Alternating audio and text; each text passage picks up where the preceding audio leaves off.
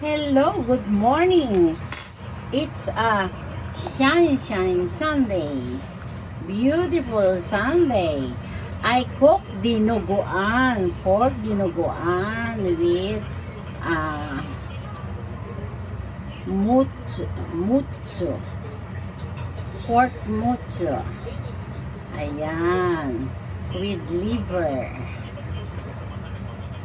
Cook in a vinegar. Yan. In Japanese, ika sumi. Ika sumi.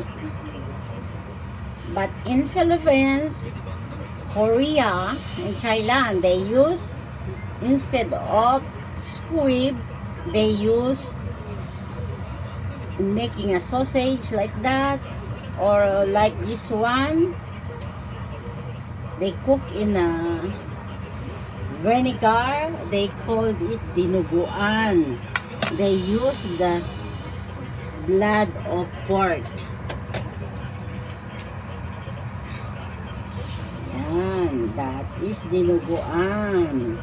I don't want to eat other cooking dinuguan. I just want to eat to be sure it's clean and healthy.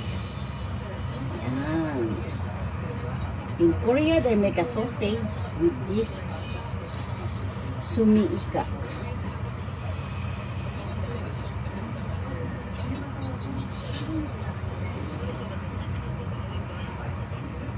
Taste it. It's an homemade. Bye-bye, Pinoy taste.